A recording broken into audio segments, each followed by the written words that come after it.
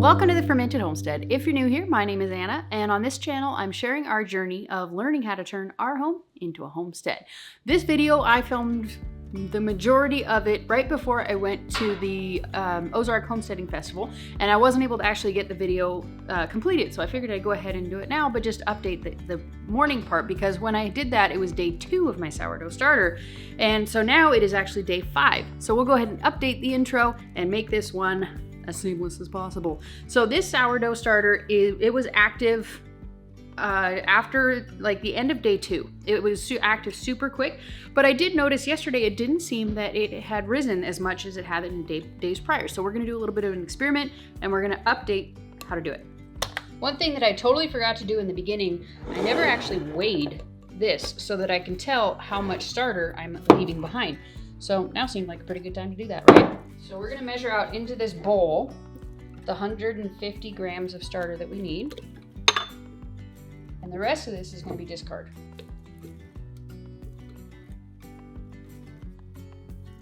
The importance of actually weighing your container when you're doing the sourdough is that, especially if you're using the same container over and over and over again, like you're not just going to switch to a new mason jar every time, is this way you can get an accurate gauge of how much starter is left over when you know how much your glass weighs.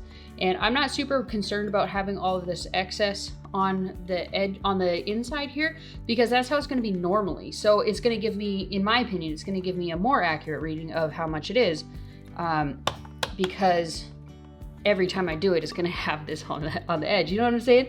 Okay, so we tear it out. Okay, it is 978 grams. We'll get her a better name tag later, but for now, this will work.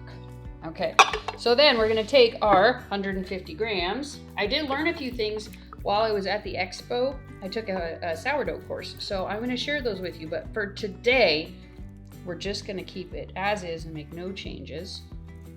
But I did learn some good stuff.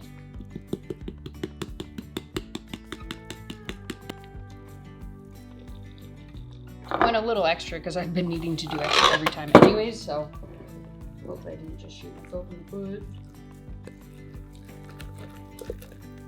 Go. Give Francine her top back. I almost forgot one thing that you want to do as this kind of moves on, if you want to keep track of how much your sourdough starter is growing, just take a rubber band, right, and put it on here. You don't have to be exact. Just put it on here kind of where, there we go. Just kind of where your sourdough starter line is. And that way you can tell how much it has grown. I'm gonna share with you guys tomorrow how much this thing has risen, just to make sure that we do still have a nice active sourdough starter, because I was a little worried when I got home and it didn't seem like it had risen much. So that's why we're gonna go ahead and make sure to do the rubber band, and you'll be able to tell. I made sure to scrape the sides here really well, so that way I'll be able to tell, even if I forget to check it throughout the day, I'll still be able to tell how much it's risen, because it'll leave kind of some residue on the glass. So here is 4 different preservations in one day to get ready for the Ozarks Homesteading Festival.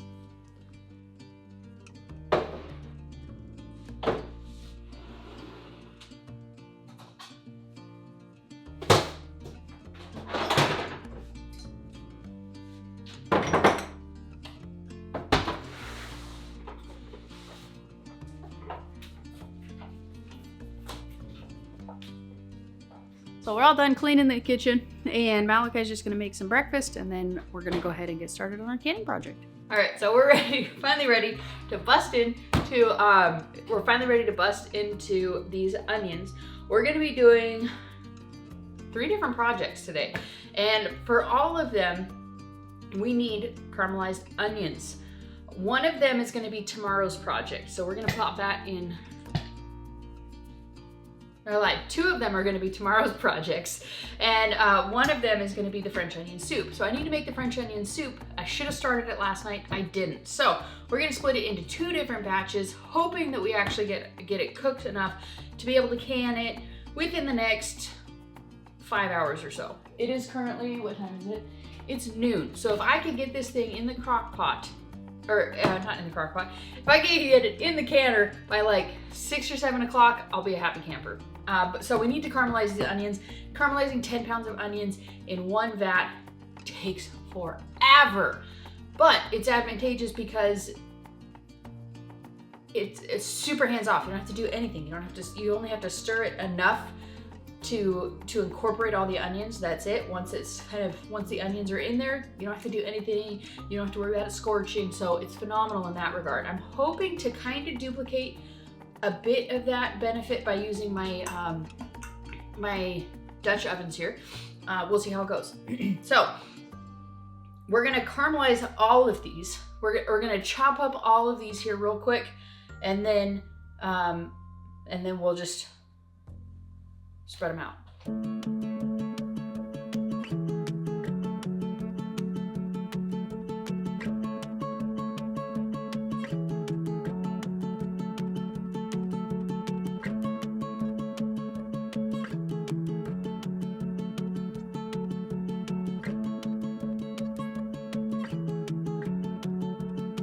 We got all the onions chopped up, and for both projects. And I think I'm gonna switch over to doing it this way. This took almost no time at all. So we're gonna turn the heat back on, add some broth, deglaze the pan. This side didn't get quite so hot, but this side, I think I accidentally left it on high for a couple minutes and it kind of scorched a bit, but we can still save it. You can see I had this in the fridge. All the fat that was left that did not get rendered off before is now ready to just be scooped right off. It's super easy this way. One other thing I forgot to mention, you could see in the video I had this bowl filled with water right next to me, and that was because last time when I was doing the onions, I posted a picture on Instagram of me like with super bloodshot eyes and just feeling terrible cutting up onions, and somebody had suggested putting a bowl of water directly next to where you're doing it, or directly next to where you're chopping the onions, and the stuff that hurts your eyes will go to the nearest water liquidy surface, and if you put the bowl right next to it, it'll go to it. Totally works, but you have to put it right next to it. I had left it over to the right of the cutting board when I was slicing the mandolin over here, and it didn't work. So you gotta keep it right next to it, but it totally works. You don't have to wear goggles. So I skimmed off as much of the fat as I could. Now we're gonna go ahead and we're gonna put this on the stove and let it warm up while we set up our jars and fill them up with the onions. I don't know if I mentioned earlier, but I'm actually making this book out of the new ball canning book, the all new ball book of canning and preserving. A subscriber named Susie actually sent this to me along with a couple other things I'm super excited about. And so I decided that I had to make this recipe because I freaking love this book. It is gorgeous. Look at this. Doesn't that just make you want to gobble it up? I mean, it looks fantastic. And I'm just realizing that I made it wrong. They're supposed to be in the pint jars. Let me switch these out. Crap! Read the directions!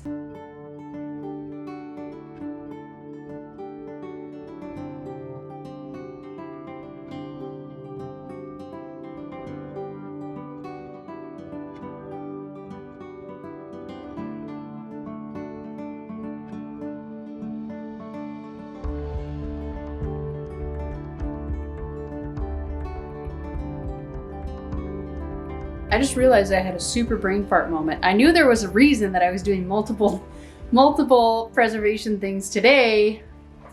Tomorrow's the Ozarks Homesteading Expo. So I'm not gonna be home very much. The classes run from like 9 in the morning until like 4 or 5 o'clock in the evening. And then if I meet up with anybody afterwards or something like that. So I don't think I'm gonna have much time. So I'm glad I'm getting so much done. But I actually had a last minute thought. I still have all of this beef broth left over. I've got all of the French onion soup in the canner. It says to run it for 60 minutes. So we've got that going in there. And then I'm gonna go ahead and take the beef that we used to make this, and we're gonna put those in a jar and make a beef soup starter. Remember I did the chicken soup starter? Now we're gonna do a beef soup starter. And then we've also got the onions over there. And I have a feeling once the canner's done with both of the canner loads, I'm gonna switch those over to the Dutch ovens and cook them down completely. But in the meantime, we'll just kind of let them stew over here. So anyways, we're gonna plow through as much preservation as possible and get a video edited, hopefully get 2 videos edited. We'll see how it goes.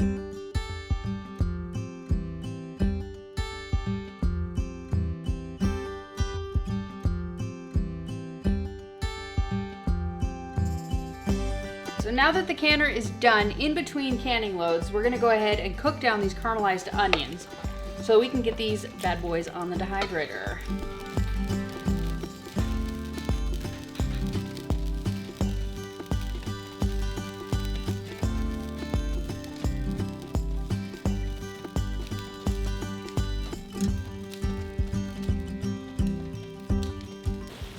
Okay, so we are, basically all I'm doing with this is I'm trying to cook out all the water, all the liquid, and then this one is cooking off the liquid much quicker than this one. I think it's because this one has a flat bottom and this one has more of a rounded bottom.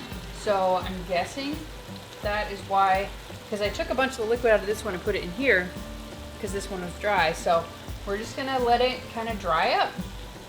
And so I think one of these is gonna be just plain. One of these is going to be just plain dehydrated onions, and the other one is going to be balsamic. I'm so excited.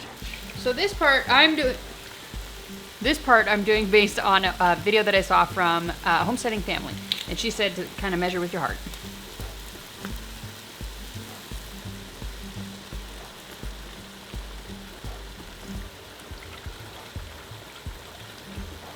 I have no idea how much that was.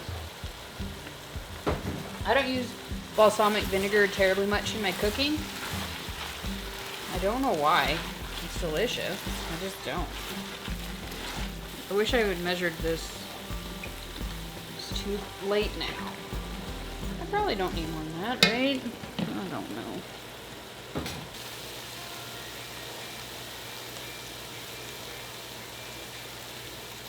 Saved that parchment paper from the other day. So we'll be able to use this. We'll have to cut it down so it doesn't go crazy in the dehydrator. It'll just go flailing about like a little toddler having a tantrum. Okay, let's get half dish firmly on the tray, not on the counter.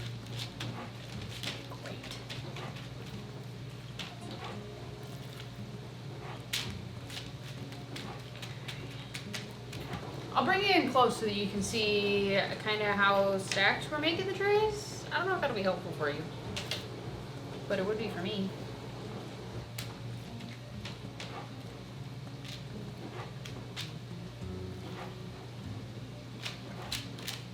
So we got a lot of noise going on in the background, but that's just life. We have the dehydrator going. I put them in there at 125. I figured I'll just leave it in there until I wake up in the morning. We'll check on them, see how things go.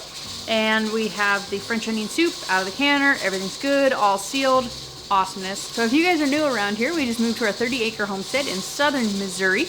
We're just bringing along, sharing with you all the things that we're doing to turn our home into a homestead, doing all kinds of food preservation videos in the kitchen, canning, freezing, dehydrating, and fermenting, as well as showing you guys how you can use those foods in your everyday cooking. If that sounds awesome to you, click this button right here. This is the subscribe button. This is what tells YouTube that you want to come back here. Up here is a video that Mr. Google Pants thinks you're going to enjoy. If you got FOMO and you want to know what we did yesterday, click this button over here. And then up here is the Every Bit Counts Challenge playlist. Check that out for all the awesomeness since the beginning of August. Yeah, August. See you next time. Thanks for watching. Bye.